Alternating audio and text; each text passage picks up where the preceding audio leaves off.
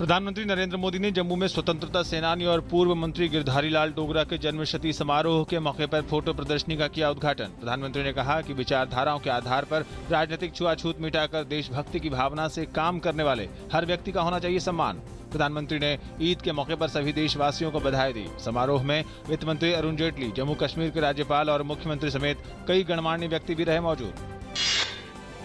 थल सेना प्रमुख जनरल दलबीर सिंह सुहाग आज पूर्वोत्तर के 1 दिवसीय दौरे पर। यात्रा के दौरान सेना प्रमुख सेना के शीर्ष अधिकारियों के साथ साथ असैन्य अधिकारियों के साथ क्षेत्र की सुरक्षा स्थिति का लेंगे जायजा। सेना प्रमुख का दौरा ऐसे समय पर हो रहा है जब हाल ही में नागालैंड में NSCN के संगठन के 2 आतंकी एक मुठभेड़ में मारे गए हैं। व्यापम घोटाला जांच में सीबीआई ने 3 और FIR की दर्ज। इस मामले में अभी तक कुल 8 FIR हुई दर्ज। सुप्रीम कोर्ट ने 9 जुलाई को व्यापम घोटाले से जुड़े सभी मामलों और कथित तौर पर इस पूरे प्रकरण से जुड़ी मौतों की जांच सीबीआई को सौंपी थी।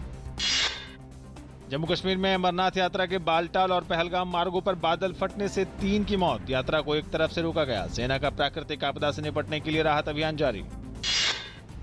केंद्रीय गृह मंत्री राजनाथ सिंह ने असम के मुख्यमंत्री तरुण गोगोई से तिनसुकिया में संदिग्ध उल्फा आतंकवादियों के हाथों कुछ लोगों की हत्या मामले पर की बात। गृह मंत्री राजनाथ सिंह ने जरूरत पड़ने पर राज्य सरकार को अतिरिक्त सुरक्षा बल समेत केंद्र की ओर से तमाम संभव मदद का दिया आश्वासन। पिछले दिनों संदिग्ध उल्फा उग्रवादियों द्वारा कुछ लोगों की हत्या के बाद हुए विरोध प्रदर्शन से शहर में जनजीवन बाधित रहा था। कश्मीर के कुपवाड़ा जिले में सेना ने नियंत्रण रेखा से सटे एक आतंकवादी ठिकाने पर बड़ी मात्रा में हथियार और गोला बारूद किए बरामद। कुपवाड़ा जिले के त्रहगाम में ये सेना द्वारा हथियार और गोला बारूद बरामदगी के बड़े अभियानों में से एक है। इस छापेमारी में सेना को 10 मैगजीन समेत 2 AK-47 राइफलें, पिस्तौल, रॉकेट, ग्रेनेड्स, हथगोले समेत कई विस्फोटक सामग्री के अलावा ड्रग्स भी बरामद किए हैं। सरकार सीमा पर शांति बनाए रखने के लिए है प्रतिबद्ध। भारत ने कहा और नियंत्रण रेखा पर पाकिस्तान की अकारण गोलीबारी का पूरी मजबूती से देगा जवाब। गृहमंत्री राजनाथ सिंह ने सीमा पार से संघर्ष विराम उल्लंघन पर की उच्च स्तरीय बैठक। देश भर में हो रही मानसून की बारिश से खरीफ की फसलों की बुआई में 62% की बढ़ोतरी के साथ बीते साल का टूटा रिकॉर्ड। कृषि मंत्रालय के आंकड़ों के मुताबिक 10 जुलाई तक देश में 445.11 लाख हेक्टेयर भूमि पर खरीफ फसलों की जा चुकी है बुआई, जो बीते साल इसी अवधि की तुलना में काफी अधिक है। राज्यों से मिले आंकड़ों के मुताबिक इस सीजन में तिलहन और दलहन की बुआई में भी उल्लेखनीय बढ़ोतरी दर्ज की गई है। भारतीय प्रतिस्पर्धा आयोग ने सार्वजनिक क्षेत्र की 4 बीमा कंपनियों national insurance, new India insurance, oriental insurance और यूनाइटेड इंडिया इंश्योरेंस पर लगाया 671 करोड़ रुपए का जुर्माना। कंपनियों पर गुटबाजी करने और प्रतिस्पर्धा रोधी व्यवहार में लिप्त रहने का आरोप। दूरसंचार विभाग ने नेट निरपेक्षता पर अंतिम रिपोर्ट की जारी। इंटरनेट पर आधारित कॉलिंग एप्लीकेशन द्वारा देश के भीतर की जाने वाली कॉल के लिए की नियामकों की सिफारिश। फेसबुक के internet.org जैसी सेवाओं का किया विरोध। नेट निरपेक्षता पर गठित समिति की ओर जारी अंतिम रिपोर्ट में ओवर द टॉप और वॉइस ओवर इंटरनेट प्रोटोकॉल जैसे अंतर्राष्ट्रीय सेवाओं के मामले में उदार नीति अपनाने को कहा गया है।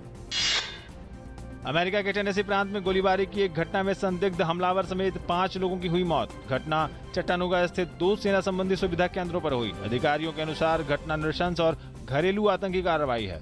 हमले में संदिग्ध मोहम्मद यूसुफ अब्दुल अजीज मारा गया। हालांकि हमले के पीछे की मंशा अभी तक साफ नहीं हो पाई है। मरने वालों में 4 मरीन भी जो नवल मरीन रिजर्व सेंटर पर तैनात थे। नाइजीरिया के पूर्वोत्तर प्रांत स्थित गोम्ब बाजार में हुए 2 बम हमलों में करीब 50 लोगों की मौत। गुरुवार को हुए इस हमले में आतंकी समूह बोको हराम के शामिल होने का शक। हालांकि हमले की जिम्मेदारी अभी तक किसी भी संगठन ने नहीं ली है। यह हमला तब हुआ है जब नाइजीरियाई राष्ट्रपति ने आतंकवाद को खत्म करने की अपनी प्रतिबद्धता को सर्वोच्च प्राथमिकता बताया है। भारत और जिम्बाब्वे के बीच 2 T20 मैचों की सीरीज का पहला मैच आज हरारे में 3-0 से वनडे सीरीज जीतने के बाद बुलंद इरादों से भारतीय टीम उतरेगी मैदान पर।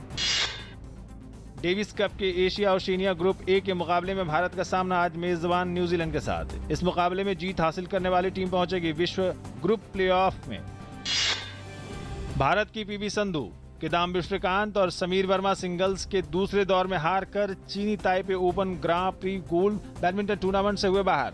इसके साथ ही टूर्नामेंट में भारत की चुनौती समाप्त। साइना नेहवाल और P कश्यप ने इस टूर्नामेंट में नहीं लिया था हिस्सा।